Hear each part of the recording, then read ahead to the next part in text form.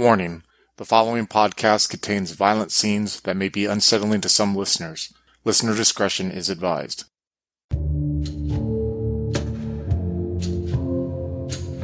The post-Civil War landscape of the American West offers escape and opportunities to many new immigrants who come to the country's shore.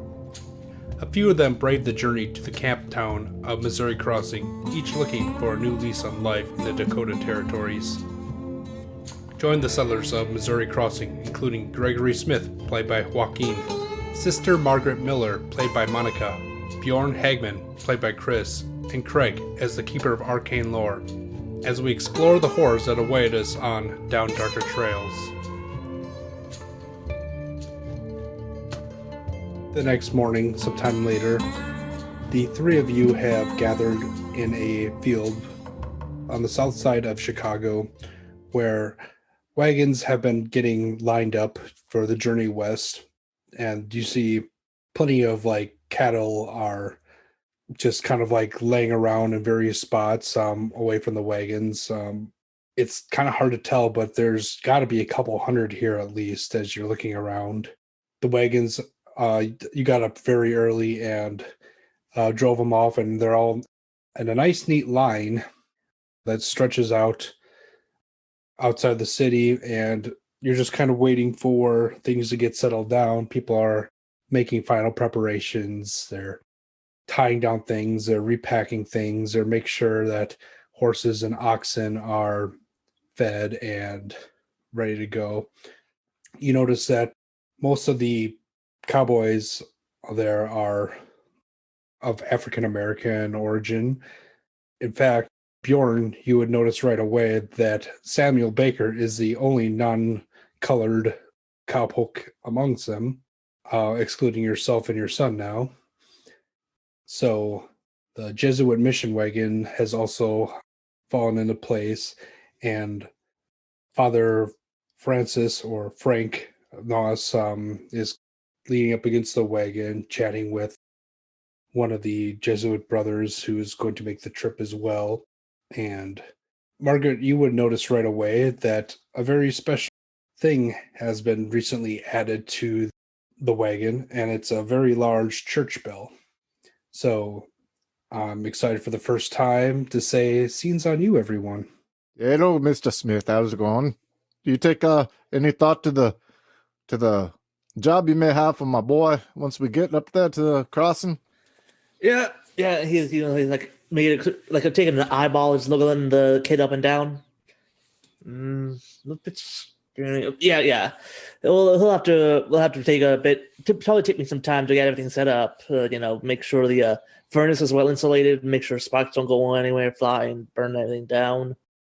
But yeah, I imagine I'll definitely be needing some help for a while there until the town people get in. I can make sure my stuff gets well situated. Johann is kind of setting up. It looks like a lot of salt pork, and he's loading it up onto a wagon with the help of Samuel. And he's kind of found work as the kitchen boy, so to speak. And he's already being kind of instructed in what his duties are, and he's kind of poking around. Gregory, you see your son.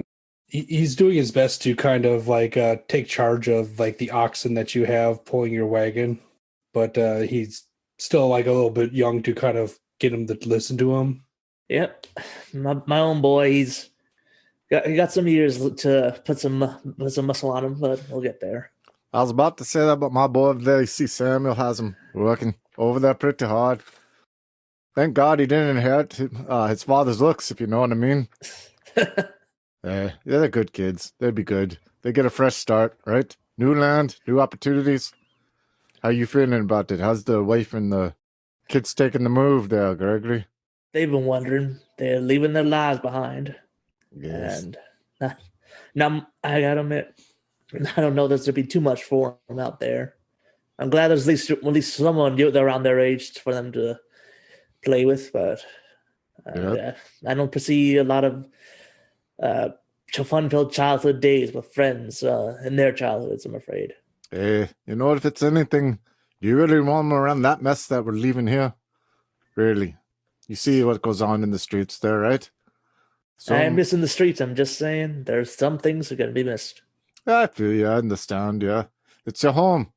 I know that feeling quite a bit, but I think we're going to greener pastures, for lack of a better term, New start. There's a reason why people are moving up there, eh? You think that they're up there for one reason or another. Has to be something good, right? Yeah. Yep. There you go. Indeed. Sister Miller, seeing you on this fine afternoon. How you doing, sister?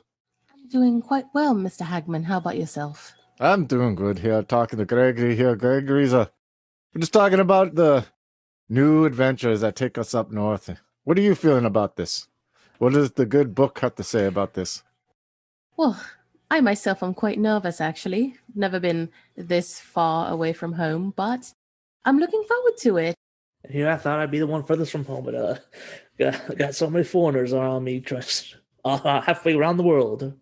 There's nothing to worry about. It's new people, new cultures. Gives you new lessons to learn in life. Oh, I'm not complaining. I'm just suddenly laughing to myself just how far people will go. Yeah, just becoming cramped. We want the free wind in our hair, and what is all that stuff? The amber waves. Okay, I mean, on our side, of course. Sorry, say that one The more time. amber waves. Amber waves. There you go, amber waves. Yes, so it's a new start, sister. I was gonna tell you, now this is you and Gregory and me here. There's some rowdy types that are around here. If you feel like you need to stay closer to one of us too, just you go on and do that, okay? Oh, and I thank you for that. I usually stick with Father Francis and Sister Michael's, but I do believe we do need a bit more protection from someone who's a bit more rugged. So I would be sticking by you. Yes, of course. Yeah, you don't worry. And if you can't find me, Johan over there can find me, and he needs some lessons too. So I might have him be under your wing a little bit if he's not working there for Samuel and doing too much. Oh, I'll be delighted to have him on our service. Yeah, keep him out of trouble. Well, I got to get going here. I got to get my stuff together. Sorry, sister.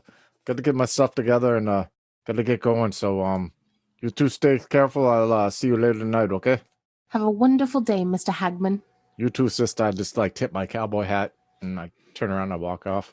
Yeah, and Bjorn, a man who you were introduced to earlier as Russ Freeman, he's a really tall and dark-skinned cowpoke, and seems to be wearing the same set of dungarees and gray shirt that Samuel was wearing the other night, almost as if the whole crew of them bought a bunch of them at the same time in bulk. But he's walking towards you, leading it looks like to be a serviceable horse, and he leads it over to you. I take it this is for me there, Mr. Freeman. Is that it? Yeah. So Samuel said you can ride. Yes, I can ride around a lot where I come from, yes. Good. So how this works is you are the new cowboy, so you will be riding at the back. We're going to try to get the wagons moving soon, but in order for the wagons to get going soon, we need to get the cattle to get going. It is our hope that the wagons will be able to overtake the cattle so that the wagons can go up front and, not be eating dust the entire trip. It's going to be your job to ride at the back and make sure that the rest of the cattle follow in line. Yeah, yes, sir. Real quick clarification. Don't you know what I got? I'm armed. And what if I see someone that comes about that looks hostile? Is it okay to put them down if need be, or how do you prefer that to be handled? Look, Bjorn, it's your job to make sure that our property gets to where it's going, and I did not spend my entire life working my knuckles to the bone just so someone can come and take it from me. Yep. So you take care of my property, and I'll take care of you. Fair enough. If you're unsure, just fire 2 shots in the air, and we'll do our best to ride around. If anything, I'd be more afraid about things coming from the sides, not as many eyes. All right, sounds good. Yes, sir. Your boy's fallen in line with Samuel pretty well. Well, that's good. He's a good kid. He just speaks English real good, and he's a hard worker. So thank you for the opportunity. Yes, we'll sure be glad to have the extra hands, but don't make me regret this, Hagman. Yeah, I won't, sir. No, Mr. Freeman, trust me. I come to this country for opportunity to go up north. We don't want to burn any bridges, and I'm a hard-working man, sir. All right, well, sun's almost up. Why don't you get those cattle moving? Yes, sir. And I just go up to the horse and put my rifle, the rifle strap. I imagine I got my pistol belt around me and just jump on the horse and just take off to do a hard day's work. All right, yeah, and it's going to take you a while to kind of get the cattle moving. The rest of you, in the meantime, you notice that the cattle are starting to get moving, but everyone's kind of on edge because you haven't left yet, but there's been a lot of work going, and there's a lot of discussions oh man, it's taking us this long to get going. Is that going to be every day? Samantha Smith, Gregory's wife, seems particularly worried about this taking forever, specifically because the Smiths family has a lot of extra mouths and budgeted their food pretty close. So, Margaret, at some point while you're waiting for the cattle to get going, Father Francis Noss, or Father Frank as he insists to be called, approaches you. Hello, Father. Is there something I can help you with?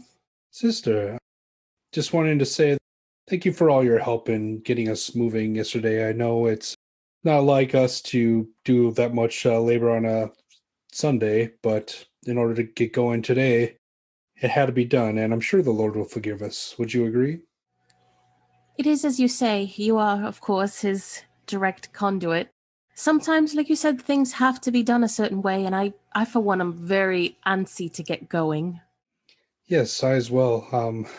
Brother Thomas over there, and he indicates a very young, fit-looking priest who is basically working to get the mules tethered up to the small wagon.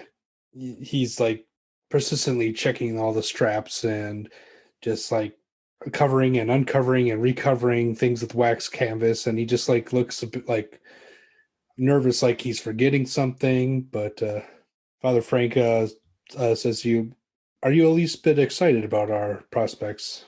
Yes, I'm quite excited to be this far from home, but I do admit I'm a little bit scared.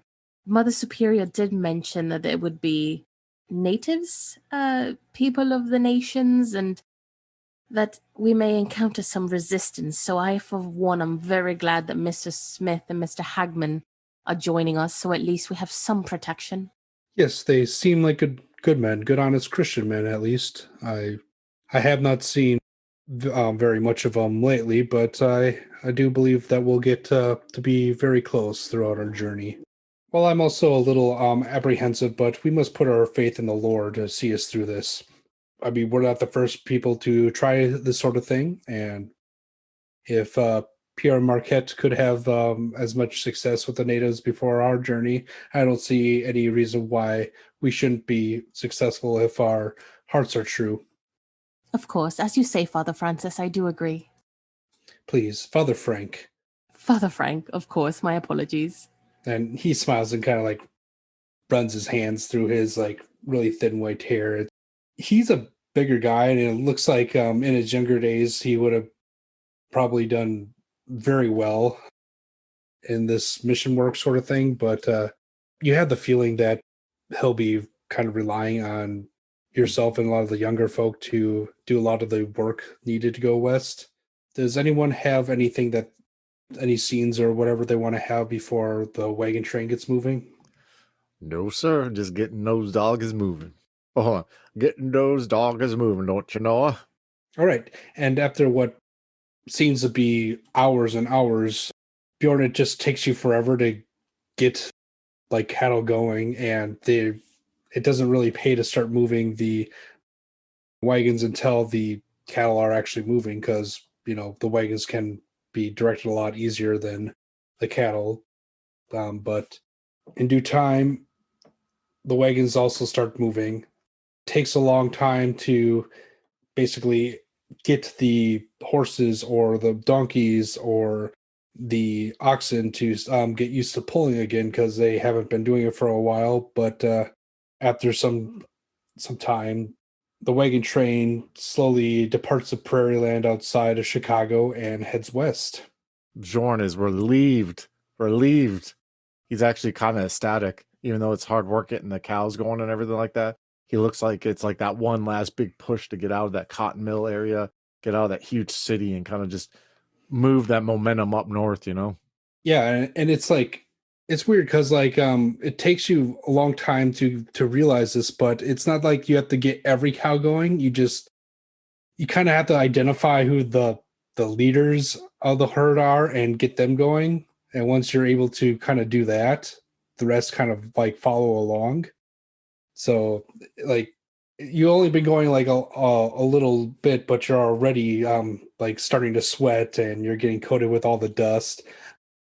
The wagon train, it's actually being led by Gregory's wagon because you have the most stuff from out of any individual family that's out there. So being one of the slower wagons with oxen, you're pretty much setting the pace for the rest of the wagon train.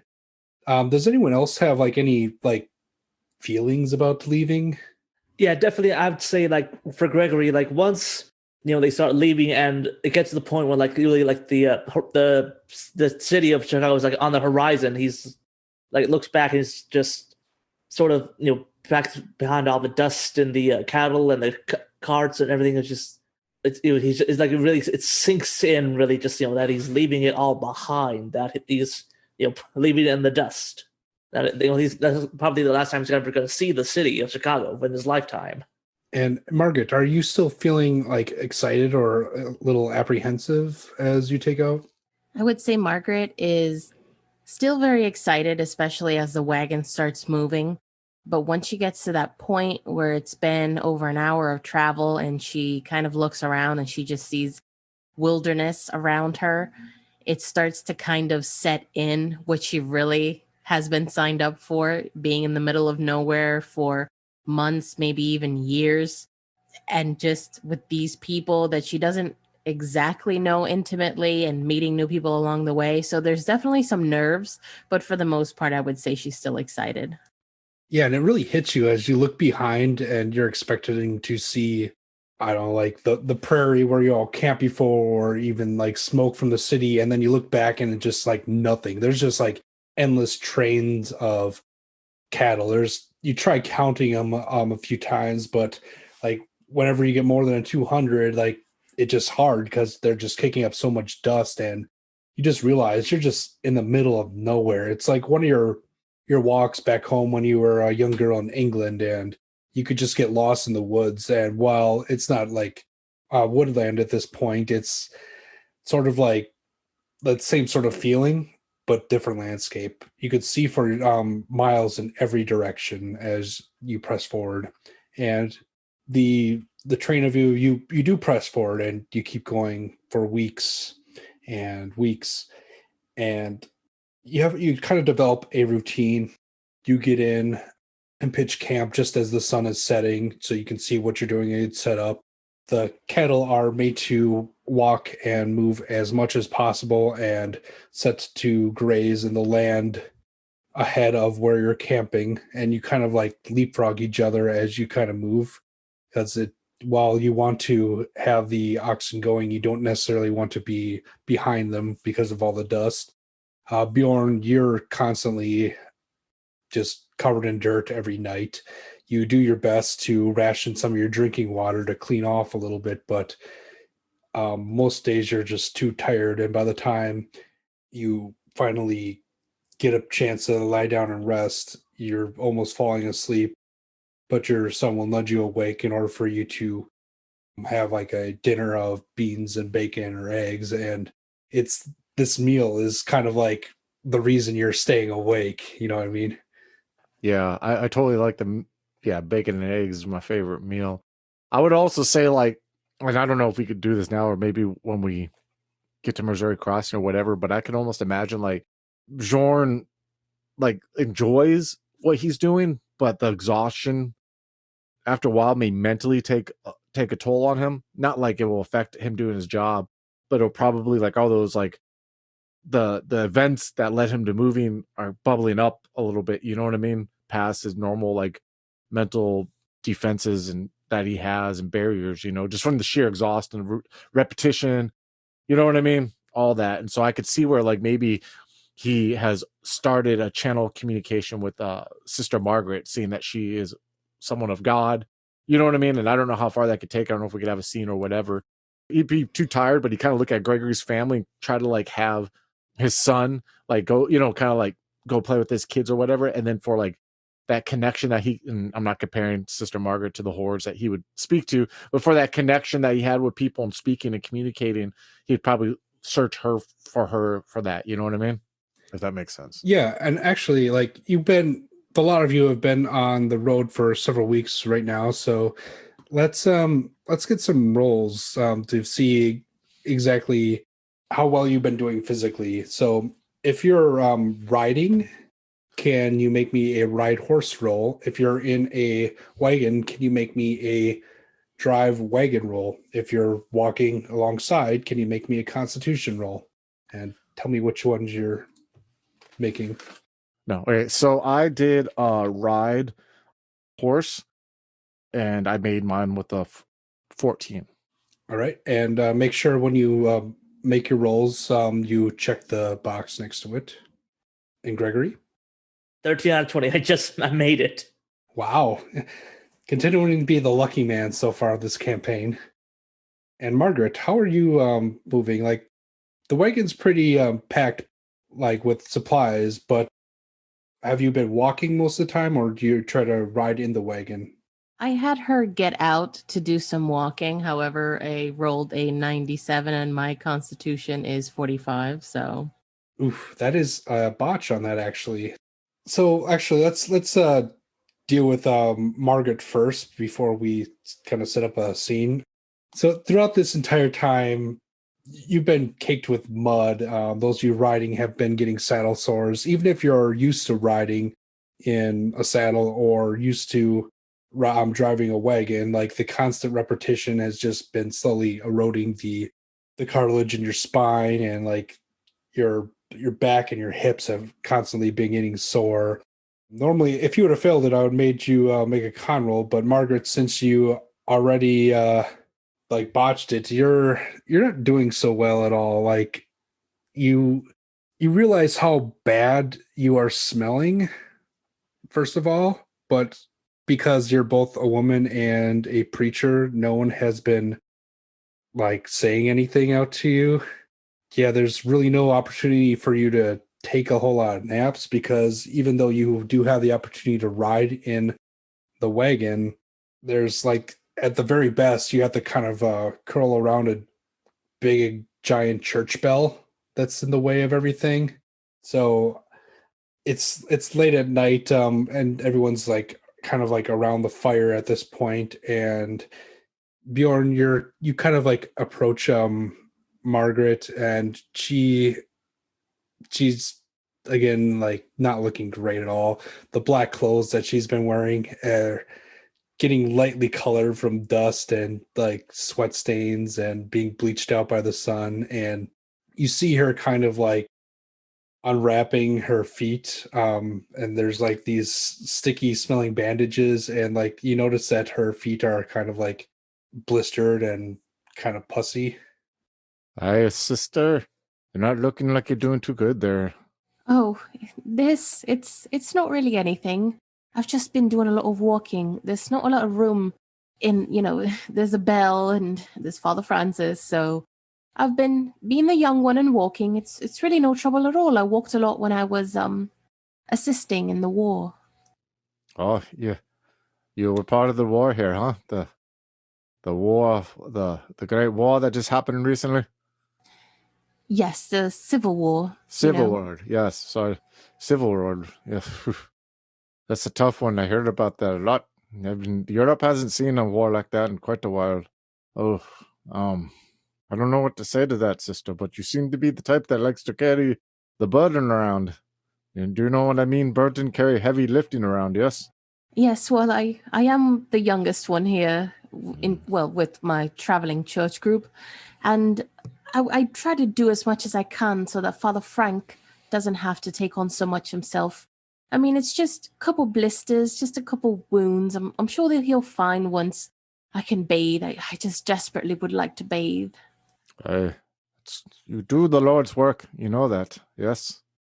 You do the Lord's work. It's not that many that do. I just It's kind of my look at her very sternly. reason for living. Thank you. Yeah. And I stop for a second. I kind of like sit. I take it she's sitting down or whatever, and I kind of sit down next to her, and I like pat my pants off. You know that I've taken off my leather protectors over, but I still have dust, and I take my cowboy hat off, and I like put it on one knee, and just kind of like take this handkerchief I have, a dirty one, and wipe my face off, and put the hat back on, and I look at her, and I'm just like, did I tell you why the boy and we came over here to this country? No, I don't believe you have. Well, I mentioned my wife who passed, and that's part of the reason, and God bless her soul, I miss her every day. But there's more to that story, sister, than what I've told you before. It's, I stop for a second, I think about it, and I kind of just like take a stick, and I'm just like doing circles in the sand between my knees. I'm like, let me tell you this, sister. And I just kind of like throw the stick in front of me, and I look back at her.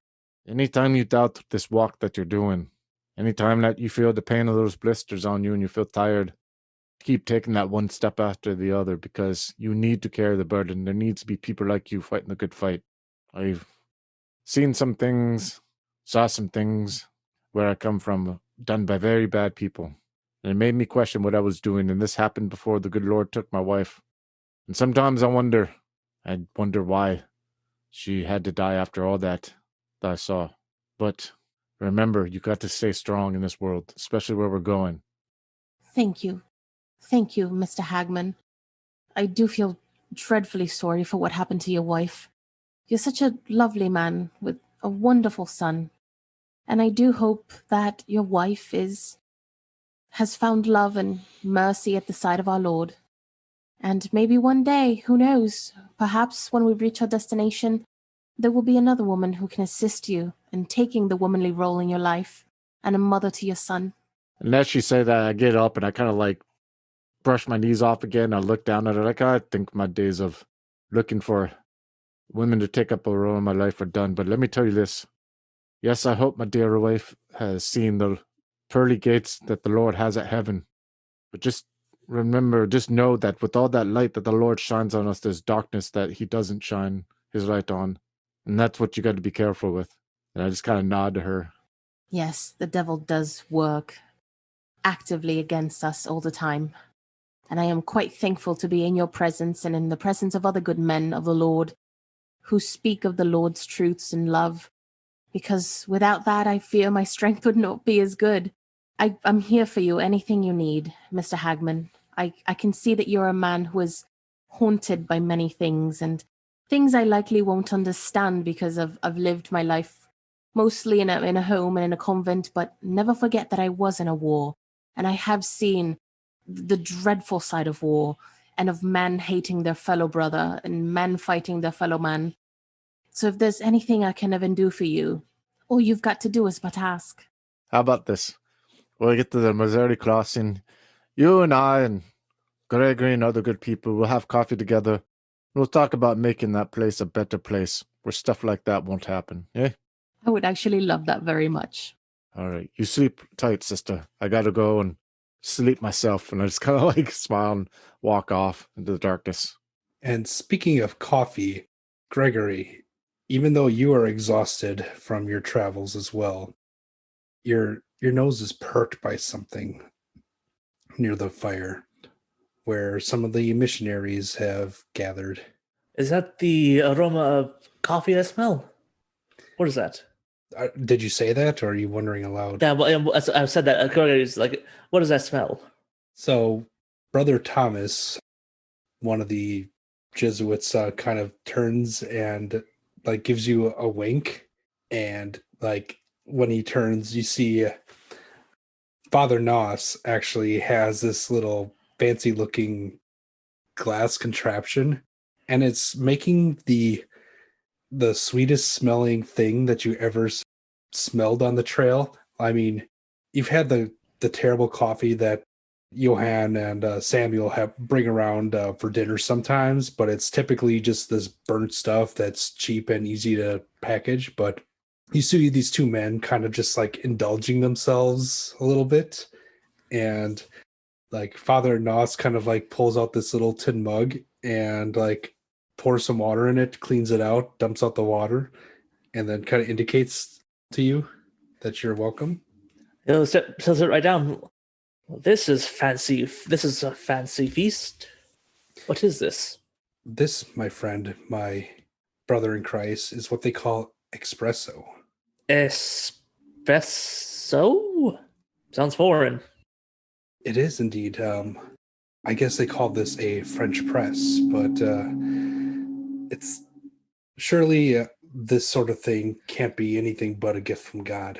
And the two men are smiling as I'm drinking like their small, tiny indulgence in this wild world. And you have this like cup, and it's like it's barely filled with any liquid, but it's like warm and super inviting. So you'll take like a little sip of it. You sip it, and immediately you're hit by something, and it's almost like the thrill that alcohol or sugar gives Gregory, but you've never had anything quite like it before. And it just, you feel invigorated. You feel kind of like the troubles of the day are kind of just like melting away, and you feel like if you had to, you could just keep going tonight. If this is what the French drink, then I wonder how they didn't conquer the world. Yes, well, they had their own troubles at this point, just trying to hold their country together. Really? I guess everyone's got problems. So, I don't really pay too much attention to the world outside of the this country. yes, so Mr. Smith, where in this country are you from? What are you hoping for when we get to our destination? Well, Father, you see, I'm from Chicago. My father's from there. I'm afraid my knowledge, my history lineage starts and ends in Chicago. But I'm hoping to bring my family out west to get away from the dirt, the smog, the smoke, just the filth of the cities, and make a cleaner, fresher, more successful start for my family. Yes, as we all are, but why Dakotas? Why Missouri Crossing of all places? Why this train? Well, specifically because I have been entertaining the thought for going west for some time now, but I wasn't sure where to go exactly. I heard places like maybe in California, maybe some places in Oregon, but then I received a letter from my brother actually, who I think he's currently in the Missouri Crossing area. I believe he is stationed there with the army. Oh, so he's found some work, it seems. Yes, my brother has found some work, and he brought to me of how there's lumber yard going to be built there, and how a man of my skills could be very useful there. Why do you think that? And he indicates the group of cowboys who are mostly like all around their own fire. Why do you think they chose this place?